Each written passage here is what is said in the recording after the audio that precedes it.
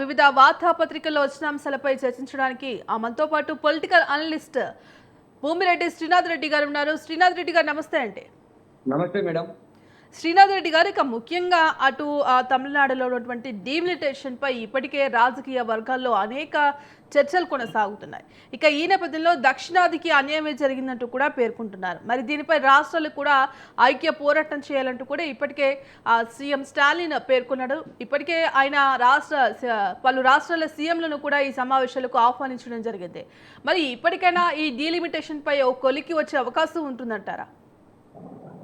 Madam, delimitation ప్రక్రియకు సంబంధించి కేంద్ర ప్రభుత్వము చాలా శరవేగంగా అడుగులు వేస్తోంది. దీని ద్వారా ఉత్తరాదిలో భారతీయ జనతా పార్టీకి దాని అనుకూలమైనటువంటి రాజకీయ పార్టీలకు ఏదైతే సంఖ్యాబలం ఉందో దాన్ని మరింత పెంచుకోవడం ద్వారా దక్షిణాదిని తన కంట్రోల్లో పెట్టుకోవచ్చు అన్నటువంటి ఉద్దేశంతో భారతీయ జనతా పార్టీ ఈ విధంగా ముందుకెళ్తా ఉన్నదని దక్షిణాది పార్టీల రాజకీయ నాయకుల మాటలను బట్టి మనకు అర్థమవుతున్న పరిస్థితి కనిపిస్తుంది. వారి ఆవేదన కూడా అదే విధంగా కనిపిస్తుంది. అయితే డీలిమిటేషన్ ప్రక్రియకు సంబంధించి ఏదైతే ప్రస్తుతానికి 2011 జనాభా లెక్కల ప్రకారం 2011లో జనాభా లెక్కల ప్రకారం ఇప్పటికీ ఉత్తరప్రదేశ్లో 16.51% జనాభా ఎక్కువగా నమోదైనటువంటి పరిస్థితి కనిపిస్తుంది. అంటే భారతదేశంలోనే అత్యధికంగా జనాభా పెరుగుదల రాష్ట్రంగా ఉత్తరప్రదేశ్, అంటే 2011 సంవత్సరాల లెక్కల ప్రకారం నేను చెప్తున్నటువంటి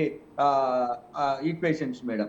అత్యల్పంగా తెలంగాణ రాష్ట్రంలో 2.76% జనాభా ఎక్కువ శాతం నమోదైన పరిస్థితి. దీని ప్రకారం దక్షిణాది రాష్ట్రాల్లో డీలిమిటేషన్ ప్రక్రియలో చాలా నష్టపోతుంది. సీట్ల ప్రకారంగా ఉత్తరాదిలో ఎక్కువ పెరిగే అవకాశం కనిపిస్తుంది అన్నటువంటిది దక్షిణాది ప్రాంతాల నాయకుల అభిప్రాయంగా ఉంది. ఇది భారతీయ జనతా పార్టీతో కలిసి కూటమి ప్రభుత్వంలో ఉన్న కూడా లేదా ఎన్డీఏ ప్రభుత్వంలో ఉన్న రాజకీయ పార్టీలలో కూడా ఇంటర్నల్ గా అదే భావన వ్యక్తం అవుతోంది.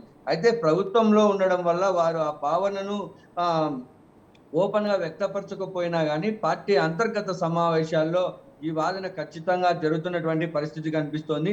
ఈ 2026 సంవత్సరానికి డీలిమిటేషన్ జరిగితే, ఒకవేళ వాళ్ళు ఆ ప్రాతిపదికగా తీసుకున్నట్లయితే ఏదైతే 2011 జనాభా లెక్కల ప్రకారం జరిగిందో ఇంచుమించుగా ఇప్పుడు కూడా అదే విధంగా ఉండేటువంటి పరిస్థితి కనిపిస్తోంది.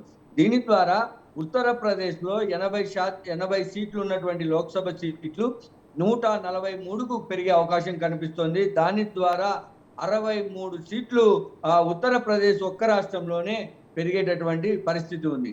మరొక వైపు రాజస్థాన్ లో ఎప్పుడు 25 లోక్సభ సీట్లు ఉంటే మరొక 25 సీట్లు జనాభా ప్రాతిపదికన చూసుకున్నట్లయితే పెరిగే అవకాశం ఉంది. దీని ద్వారా అక్కడ 50 సీట్లకు చేరే అవకాశం ఉంది. అదేవిధంగా గుజరాత్ లో ఇప్పుడు 26 ఉంటే 43కు పెరిగే అవకాశం కనిపిస్తోంది. దాని ప్రకారం 17 సీట్లు పెరుగుతాయన్న అంచనాలు కూడా స్పష్టంగా కనిపిస్తూ ఉన్నాయి. మధ్యప్రదేశ్ లో 29 సీట్లు ప్రస్తుతం ఉంటే 52 సీట్లకు పెరిగే అవకాశం ఉందని మనకు నిపుణుల సూచనలను బట్టి అర్థమవుతోంది. దీని ద్వారా 23 సీట్లు పెరిగే అవకాశం ఉంది. మొత్తానికి ఉత్తరాదిన 7 రాష్ట్రాలలో కలిపి 183 సీట్లు పెరిగేటటువంటి అవకాశం కనిపిస్తూ ఉంటే, దక్షిణాది విషయానికి వస్తే అంటే ఆంధ్రప్రదేశ్ తెలంగాణ రాష్ట్ర విషయానికి వస్తే 42 సీట్లు ఉమ్మడిలో ఉన్నాయి. ఇప్పుడు అవి 54కు పెరిగే అవకాశం ఉంది. అంటే 12 సీట్లు మాత్రమే పెరిగేటటువంటి అవకాశం ఉంది. ఇది 2011 జనాభా లెక్కల ప్రకారం కాబట్టి అప్పుడు రాష్ట్ర విభజన జరగలేదు కాబట్టి ఉమ్మడి ఆంధ్రప్రదేశ్ గా నేను చెప్తున్నటువంటి పరిస్థితి కనిపిస్తోంది. ఇప్పుడు రాష్ట్ర విభజన తర్వాత సమాన వాటాగా ఇక్కడ ఆంధ్రప్రదేశ్ లో 6, తెలంగాణలో 6 సీట్లు మాత్రమే పెరిగే అవకాశం కనిపిస్తున్నటువంటి పరిస్థితి కనిపిస్తుంది. శ్రీనాథ్ రెడ్డి గారు,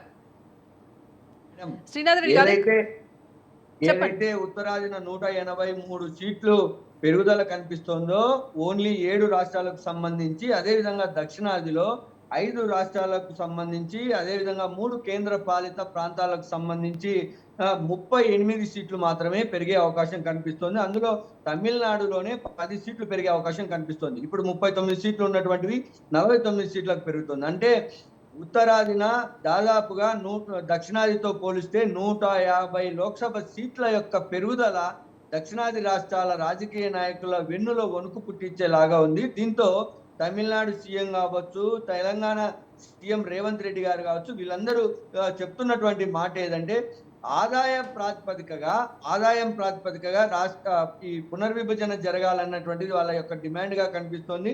ఒకసారి రేవంత్ రెడ్డి మాటలను బట్టి చూస్తే తెలంగాణలో రూపాయి కేంద్ర ప్రభుత్వానికి మనము ట్యాక్సుల రూపంలో, పన్నుల రూపంలో కట్టితే ఈ ప్రయోజనాల రూపంలో అంటే లబ్ధి రూపంలో 47 పైసలు మాత్రమే తెలంగాణకు వస్తా ఉంది. అదే మిగతా బీహారు, గుజరాత్ లాంటి వాటిలలో అయితే ₹1 కేంద్ర ప్రభుత్వానికి చెల్లిస్తే 3 రూపాయలు తిరిగి ఉత్తరప్రదేశ్ నుంచి వచ్చేటువంటి పరిస్థితి కేంద్రం నుంచి ఉత్తరప్రదేశ్కి వస్తా ఉంది. ₹1 చెల్లిస్తే సంక్షేమ పథకాల పేరుతో 6 రూపాయలు బీహార్ నుంచి వస్తుంది. అంటే ఉత్తరప్రదేశ్, బీహార్కు ఒక లెక్క, అంటే రూపాయి చెల్లిస్తే ₹3, ₹6 లాగా వస్తా ఉంది. అదే తెలంగాణ కావచ్చు, ఆంధ్రప్రదేశ్ కానీ ఇట్లా దక్షిణాది రాష్ట్రాలు రూపాయి చెల్లిస్తే 47 పైసలు, 45 పైసలు వస్తా ఉన్నటువంటి పరిస్థితి కనిపిస్తుంది. దీని ప్రకారం ఎవరైతే కేంద్ర ప్రభుత్వానికి ఎక్కువ పన్నుల రూపంలో చెల్లిస్తారో ఆ ప్రకారమే సీట్ల పెంపు జరగాలన్నటువంటిది వీళ్ళ డిమాండ్ కనిపిస్తుంది. మరి జనాభా ప్రాతిపదికన పెంచుతారా, ఆదాయ మార్గాలను బట్టి పెంచుతారా అన్నటువంటిది కేంద్రం ఎలాంటి డెసిషన్ తీసుకుంటారన్నటువంటిది సర్వత్రా ఒక ఆసక్తి అయితే నెలకొంది. దక్షిణాది రాష్ట్రాల రాజకీయ నాయకుల పోరాటం మరింత పెరిగితే తప్ప భారతీయ జనతా పార్టీ సీట్ల పెంపు విషయంలో జనాభా ప్రాతిపదికన ముందుకెళ్లే అవకాశాలు అయితే స్పష్టంగా కనిపిస్తున్నాయి మేడం. అయితే శ్రీనాథ్ రెడ్డి గారు, ముఖ్యంగా ఏదైతే కేంద్ర ప్రభుత్వం తీసుకొస్తున్న డీలిమిటేషన్ విధానాల వల్ల ఇటు దక్షిణాది రాష్ట్రాలకు ప్రాతినిధ్యం తగ్గి ఇటు ఉత్తరాది రాష్ట్రాల మధ్య అభ్యంతరం పెరుగుతున్నట్టు కూడా ఇప్పటికే అటు బీఆర్ఎస్ వర్కింగ్ ప్రెసిడెంట్ కేటీఆర్ పేర్కొంటున్నారు. మరి రాష్ట్ర నియోజకవర్గాల పునర్విభజన అంశంపై కూడా ఇప్పటికే వాళ్ళు వ్యతిరేకిస్తున్న విధానం కనిపిస్తోంది.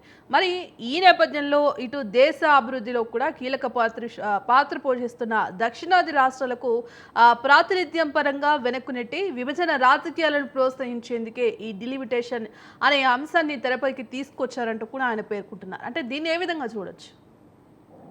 మొత్తానికి భారతీయ జనతా పార్టీ భారతదేశంలో తన యొక్క అధికారాన్ని పదే పదే కొనసాగించుకోవాలని కోరుకుంటోంది. దశాబ్దాల పాటు ఇప్పటికే భారతదేశాన్ని పాలించినటువంటి బీజేపీ అనుబంధ రాజకీయ పార్టీల యొక్క మద్దతుతో భారతీయ జనతా పార్టీ భారతదేశాన్ని మరికొన్ని దశాబ్దాల పాటు తన కన్సర్న్లో పెట్టుకోవాలని ప్రయత్నం చేస్తుంది.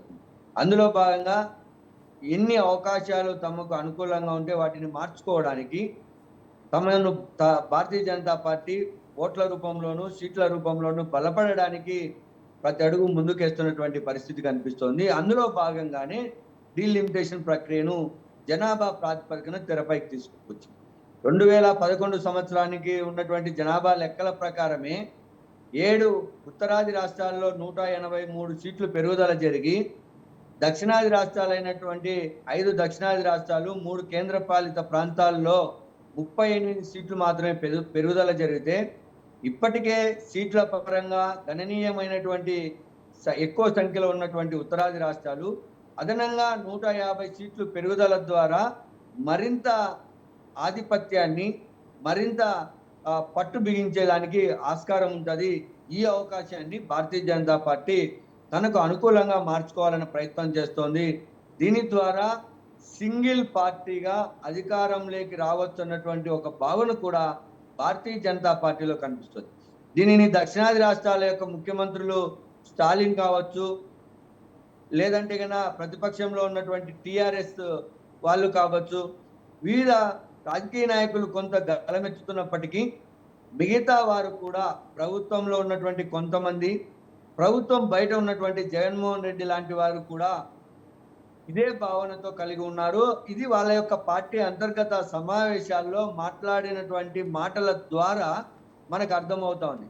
అయితే బలమైనటువంటి అధికారంలో ఉన్నటువంటి భారతీయ జనతా పార్టీని స్టాలిన్ లాగానో నేరుగా ఎదిరించేటటువంటి ధైర్యము దక్షిణాది రాష్ట్రాల్లో ఉన్నటువంటి రాజకీయ పార్టీల నాయకులకు లేకపోవడం అనేటువంటిది దక్షిణాదికి కొంత నష్టం చేకూర్చే అవకాశం ఉంది. స్టాలిన్ ఒక్కడే కొంత ధైర్యంగా ఈ అంశం పైన మాట్లాడుతున్నారు, సమావేశాలు ఏర్పాటు చేయడానికి ప్రయత్నం చేస్తూ ఉన్నారు.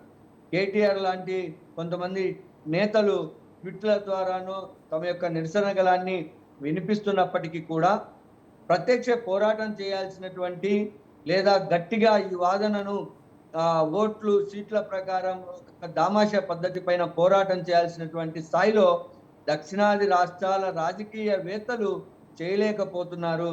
అందుకు భారతీయ జనతా పార్టీతో ఉన్న సంబంధం కావచ్చు, లేదా వీళ్ళు ఎదుర్కొంటున్నటువంటి కేసుల భయం కావచ్చు, వీళ్ళు ఆ గొంతుకను పెంచలేకపోతున్నారని మనకు అర్థమవుతుంది.